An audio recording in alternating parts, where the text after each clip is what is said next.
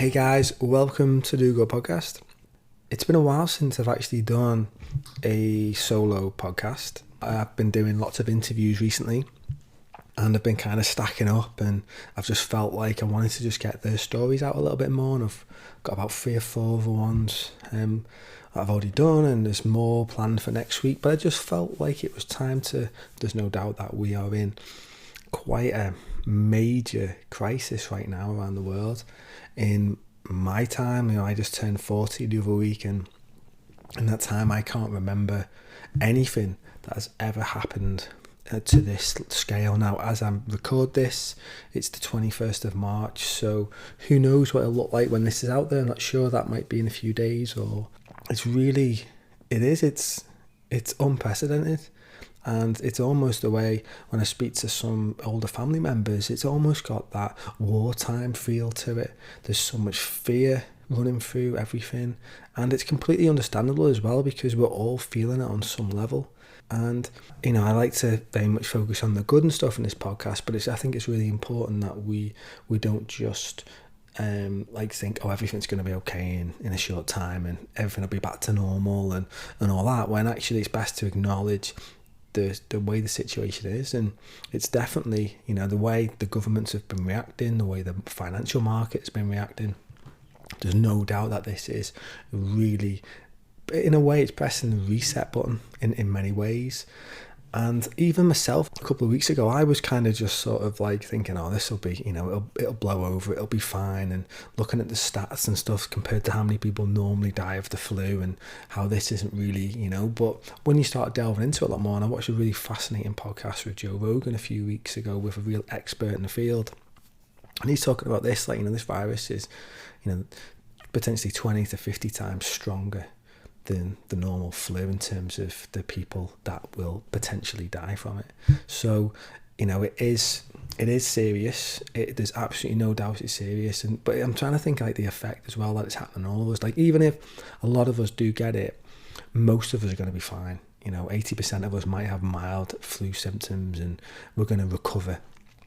It's just us thinking. And I think this is the thing interesting comes is we're starting to think less about ourselves through this, and we're really starting to think about other people, particularly elder people who are vulnerable. We don't want to get too close to them. For instance, I know that I would recover pretty well. I might even just get a slight cold or a fever from it, but if I was to then pass it on to someone else. And so I think it's about us being responsible. And I know some people are breaking the curfews and going out and doing stuff, and for instance, I'm going out and I'm going running. But I'm going running on my own now. We're not running as the group anymore. So, and I'm keeping a nice little distance from people. But yeah, I just wanted to touch on it and just talk. And this might only be a really short podcast. I might go on for a little bit about this and the effect it's happening on us. For instance, today I went to the supermarket to get our weekly shop, and the aisles were just bare. I went last Saturday, so we're tending just to go once a week, and it was fine. You could get pretty much everything, and I went this time and it was just most of the fruit and veg had all been wiped out, all in the meat and fish aisle, massive amounts of all that gone, and everything else. So you can see the pack. Now I still managed to get the things that I needed, but a few other things. So in a way, for me, it's a minor disturbance, but it's just showing the mentality of what we got now. Some people will be going out buying, and they'll be buying way more than what they need. And now I totally get it that we should be looking to get a few weeks worth of food in. 2 weeks, definitely. But there'll be people who will be getting stuff, and it'll be not just thinking for a couple of weeks, it'll be way further ahead. They'll be getting a few months worth of supplies in. And, toilet roll, for God's sake, who would have ever thought toilet roll would have been so in short supply, but, it is. And I don't quite get that one totally. I think there's an element of it feeling once you get it, it's something big and you feel like you're gonna, it protects you, or it's something comfortable about it. You're feel okay for a little bit, and then anything, it'll start going down. But there's other ways that we can use, jumping in the shower if you really need to. That's an inconvenience, but it's not. More important things food. It's on a completely another level. And how fast has this sort of come about? When has there ever been anything? How many things have been cancelled? Practically every sporting event around the world is completely off for months and months on end. Or festivals are going to get cancelled, or concerts, events, everything is over for the time being.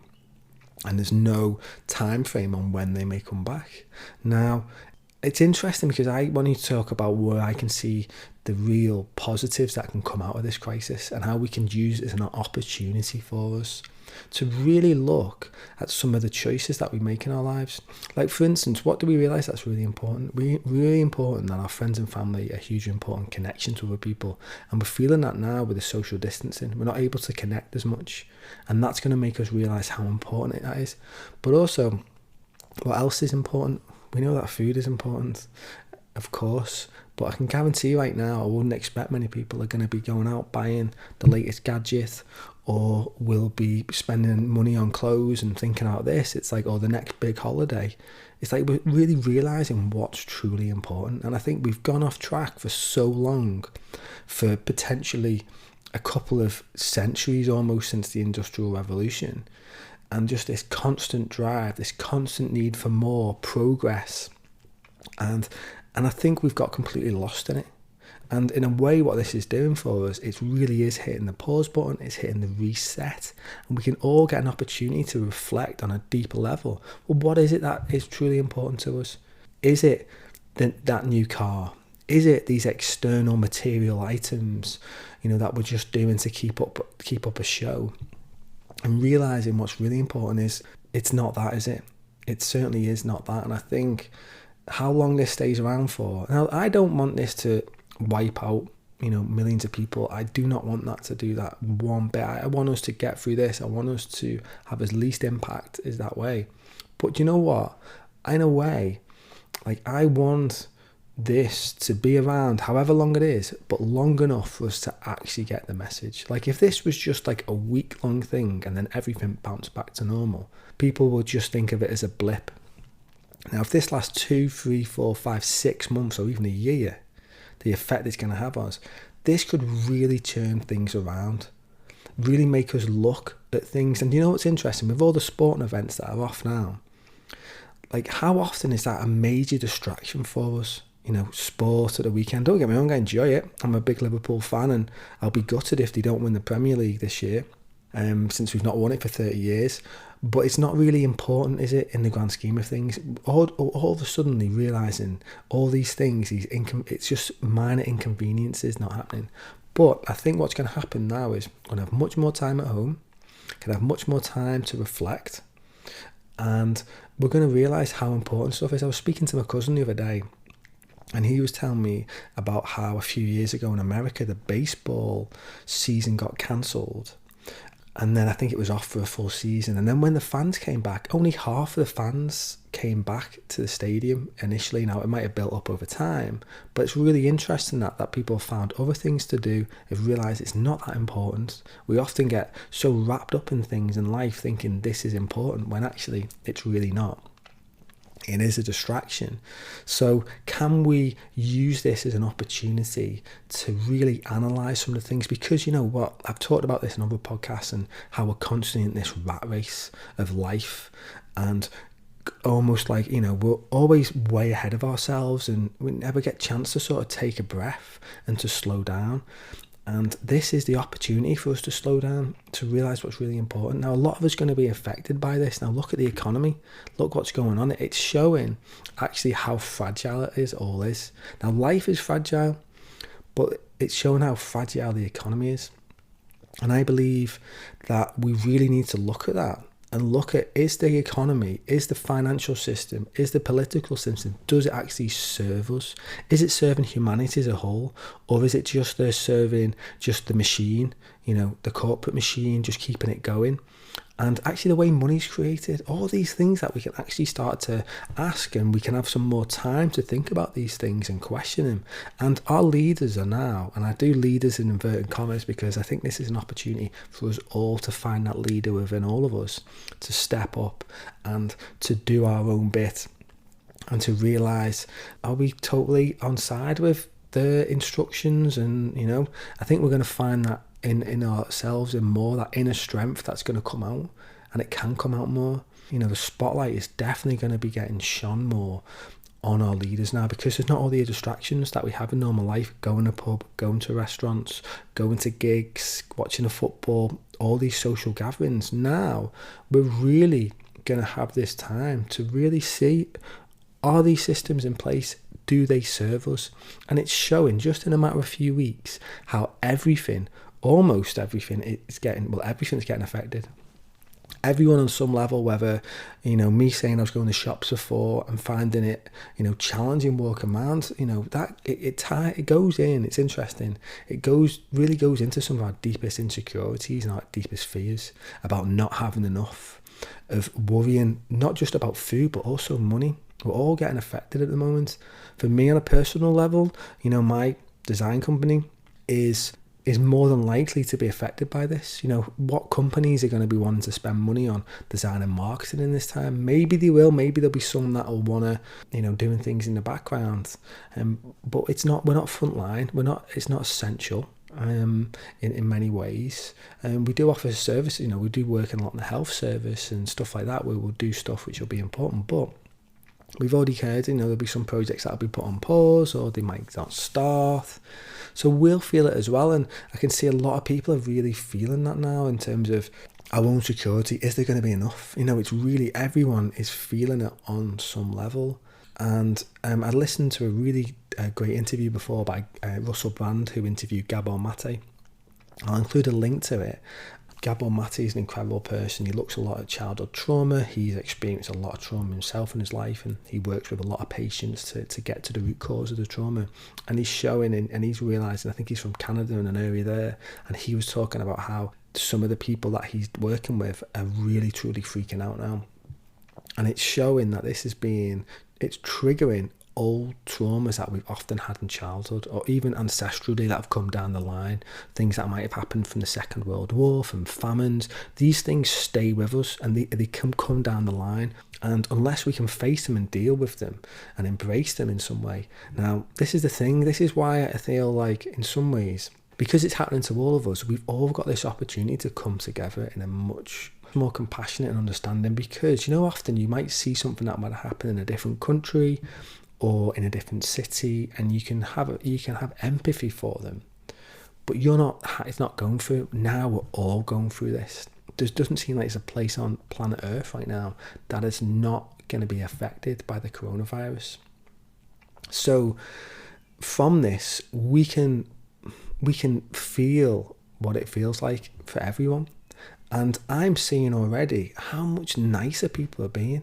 Even within my family and other stuff, and when I'm going out running, everyone is so much friendlier. It's like as if so many layers have just been pulled off. We're realising how close and connected we truly are, and how much we need each other, and how when it really gets down to it, what's important in life, the true things that are important, the true needs that we require as a humanity, we've all got things, we've got so much more in common. Now it doesn't matter, does it, what the colour of your skin is? It doesn't matter what your religion is. It doesn't matter any of that stuff, what sex it is. It doesn't matter. We're realising that we're all going to go through this together.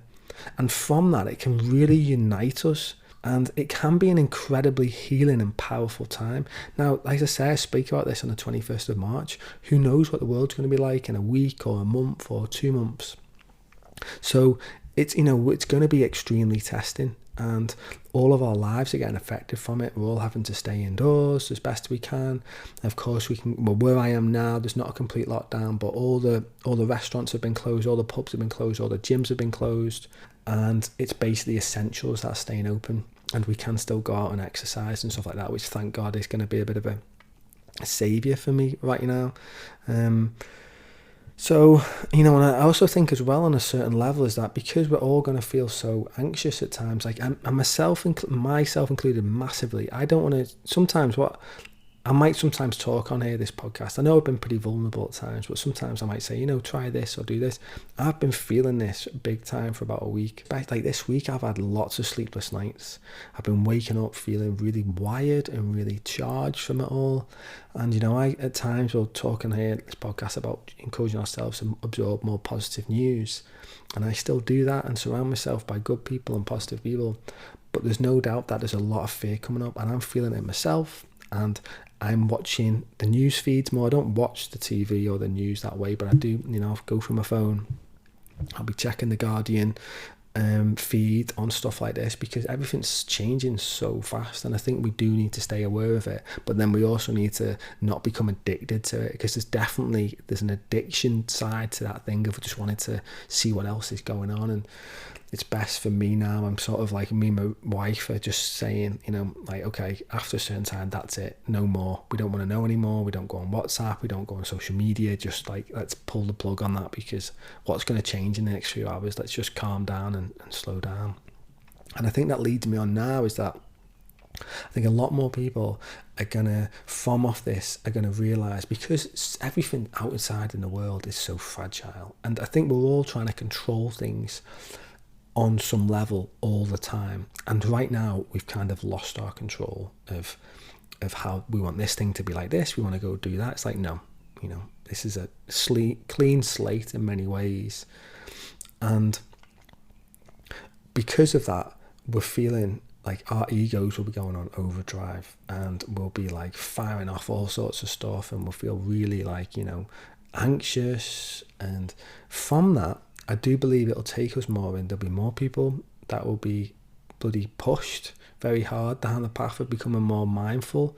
And I think teachers like Eckhart Tolle and Tara Brach and Michael Singer and all these people and different apps that they've got, like the Calm app and Headspace, these things are going to become even more important, and it's going to probably steer many of us to go down that path of looking to be more mindful and to realise, trying to find some more inner calm in ourselves, because that's when we do that. And I've spoke about this many times on here, being quite a long time meditator myself, that is actually does give me some respite from it. It helps to soothe my nervous system, and that's what we need more than ever now. We need stuff that's going to help us to move out of the fight or flight mode, and what we want to be able to do is to move into that restful place, that peaceful place, if we can. And even if it's just for 20 minutes, 30 minutes a day, it's hugely beneficial for us, so we can go about our business. And rather than us be reacting from this real place of fear all the time, like some people be going to the supermarket and getting as much as they come, all purely from a place of fear. Like, I 100% believe that we will get through this crisis, and we'll make it through. Now, there's definitely going to be challenges along the way, there's no doubt. We're experiencing them now, but I do think that if we can find our own place of inner calm, and we can do things each day during this process. I heard something which was good about, now that a lot of us are going to be more at home. Now, I'm used to being at home. I basically worked from home for the past 4 years, so nothing's new there for me. But what's helped me over the years to have a routine.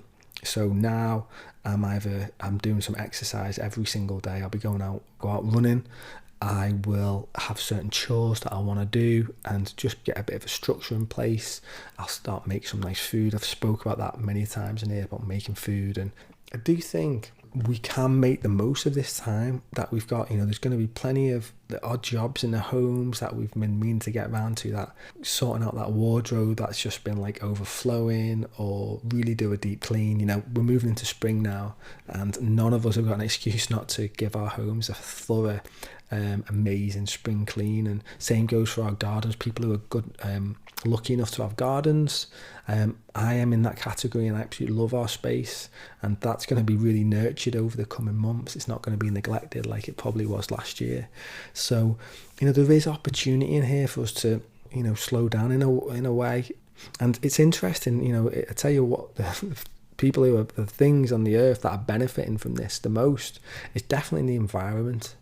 Like, look around, and even when I go out now and I'll go for the walks now or go for a run, there's so many less cars on the roads, there's so much less noise, there'll be so much less pollution. And Gabor Mate spoke about that, and he said, I think there's something like about 1 million people a year or more die from pollution each year. That's a real silent killer, isn't it? Especially build up in major cities, say in London or New York, or in all over the world, and it affects all of us. Now, things are really slowing down. There'll be less planes in the sky, there's going to be less trains, there's going to be less cars. All these journeys are getting totally pulled right the way back because of this virus. Now the environment's benefiting, I believe, in now in Venice, in the canals, that there's dolphins appearing and these amazing fish that appear, and the water's become clear because there's none of the toxins and the pollution in there. I think in LA now the smog's clearing, the air quality is really good compared to what it would normally be. Some of the photos are fascinating. You're seeing these freeways which have normally got thousands of cars on, showing like one or two cars. You know, it's almost like, it's crazy, isn't it? Like, you know, often we'll watch films, won't we, about stuff like this, but now it's really happening in reality. It's like it's happening to us all, and we're all experiencing it.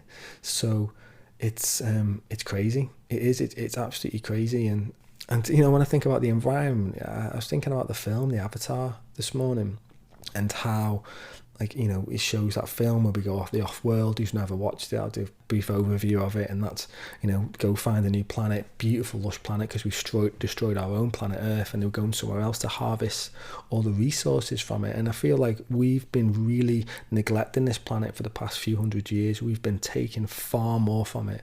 We live in this system, this financial system as well, of infinite growth, but yet we live on a world with finite resources. We can only take so much. We are seeing things, you know, crumble because of that, and this is actually going to have a really positive effect on the environment, massively, for however long it goes on. And through that, the more of us that can be aware and wake up of our effects that we're having, and I think this can really shift things collectively. Don't get me wrong, a lot of things are going to go back to normal, but I do think there's going to be a real significant chunk of the collective that will actually look at this time and go, you know what, I've realised that I don't need this, I don't need to work like this, I don't need to do these things. What if we make some better choices? We go in some different directions from it. I think I'm kind of going to wrap up there with this one. That's just sharing my insight. I don't know if anyone's going to listen to it or anyone cares about it, but you know, this podcast has always been an opportunity for me to share my thoughts and my feelings. And as I said, you know, when crisis strikes, you know, I think now if we can, of course it's going to be challenging, and sadly a lot of people are going to lose their lives, and they already have. I don't know what the figures are so far, and I pray for it to be for everyone who's affected by it, and we are all affected by it. So we're in this together. We really are, guys.